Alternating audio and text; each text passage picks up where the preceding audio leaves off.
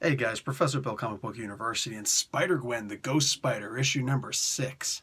I really liked this issue. Did a lot happen in this issue? No, not really. But I'm going to tell you why I like this issue after I tell you who made this issue. Alright, have you seen me lately? Writer Shannon Mcguire, artist Takeshi Miyazawa, color artist Ian Herring, and VC's Clayton Cowles on letters. Cover artist Bengal. And of course, Stanley and Steve Ditko created the Spider-Gwen. Well, actually created Gwen Stacy, but I mean, you get what I'm saying, right? So anyhow, we get the a little bit more of the symbiote. I like that they at least do a little tiny bit of something with a symbiote in each issue. We get the conversations between Spider-Gwen and her dad, Gwen Stacy, and her dad, Captain Stacy, before and after the reveal and the jail sentence that she underwent. And we get a lot of interaction between her and her friends, her bandmates more specifically. A little more about J. Jonah Jameson and his complete untrustworthiness and how he tried to... This is something that they do in politics all the time. They try and be the voice of someone who died. You know, like, we lost 6 troops, and I'm sure that if they were able to talk to us now, they'd say it was... Don't ever speak for troops. Don't be stupid. You are 100% a jackass if you speak for troops or anyone who is lost, and you are not the parent. You are a horrible, terrible creature feature, barely cognizant of being a human being. That being said, that's exactly how I feel about J. Jonah Jameson in this issue. We are all the family of Peter Parker right now. No, shut up. You don't get to claim Peter Parker. You don't. You never did. You never will.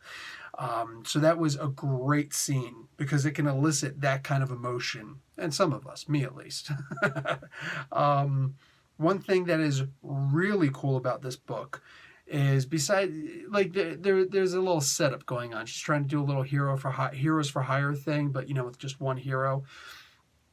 But what do you call it? The thing I loved about this comic book the most, I could actually speak in her voice when I was reading.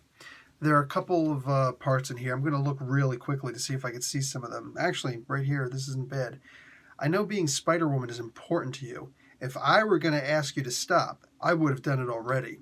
I know you feel like you need to use your powers to help people, but you're almost an adult, so that doesn't mean I have to be happy with it. And that's just Captain Stacy talking to Gwen. You know, when they highlight words, the reason why letterers do that is to try and make the flow a little bit easier. A lot of people think that's to accentuate the accented parts, the parts that you're going to highlight in your speech, the highs and the lows. No, that's not necessarily what they're doing. That's a little bit harder to do. For them, they're just going to pick 1 or 2 words, depending on how big that particular speech bubble is, and highlight those because it makes it easier to read when you're reading the bubbles like that, because you're just getting to that word and then you're moving to the next word. Sometimes the letterers will, in fact, do that. I guess that the what do you call it? The writer could, you know, indicate when to highlight a word, but for the most part to embolden a word, boldface a word. But it's usually just the letterer that decides that. In this particular case, the letterer really, and that's Clayton Cowles. Am I right? I think I saw Clayton. Yes, VC's Clayton Cowles.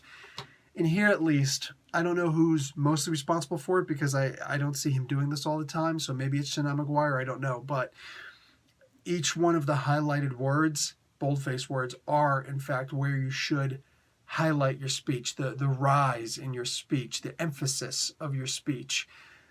And I really appreciated that. It made the reading of this book so much better. And it only helps that this actually felt like a girl.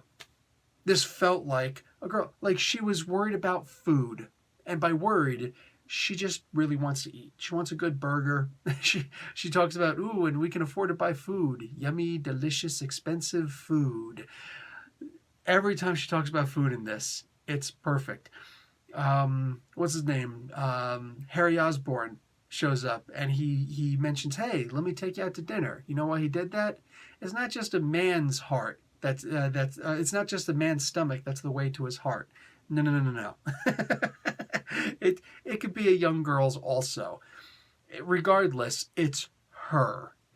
She feels like such a unique character in here. All right, look. I don't read Squirrel Girl. I'm sure it's a great comic book because a lot of people are loving it. Miss Marvel, what have you. Any of the Miles, you know what I'm saying? There's a whole bunch of books like that that feel like, Devil Dinosaur, Moon Girl, that it's like a young kid doing whatever they're doing.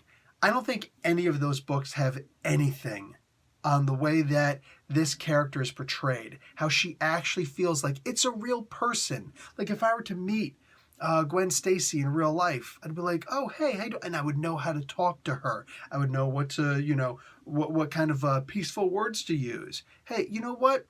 I would love to have a conversation with you over a nice chili cheese dog at the cart over there. What do you say? You know what I'm saying? Just really quick, like, let me get a quick interview with you. Can you go on the record for that? Just whatever. Because she genuinely feels like a real human being with spider powers. And, past the 4-dot matrix thing. But look, I love the way that she's written. All right? The art in this, the lettering, the writing, this really does feel like a great book. All right? There's going to be a lot of people saying, well, the art could be better. I believe that the art is exactly what it's meant to be. This isn't meant to be one of those, Avengers issues where they got to have, detailed art and blah, blah, blah. No. This is an entirely different kind of story. And the art works perfectly with the tone of the book. Yeah. Wow. I feel like I'm really deep right now because it's easy it's easy to analyze this book. Everything just seems to fall perfectly. I finished the book, didn't realize I finished the book. Yeah, this issue could have just gone on, and I'd have just sit here happily turning the pages and everything. I didn't feel the need to look up and look around, see what's going on. Nope, I could have been lost in this book for 80 pages. Wouldn't have even realized it. Guys, definitely consider checking out this book. I would really hate for it to end. Just saying. All right, guys, Professor Bill, Comic Book University. Class dismissed.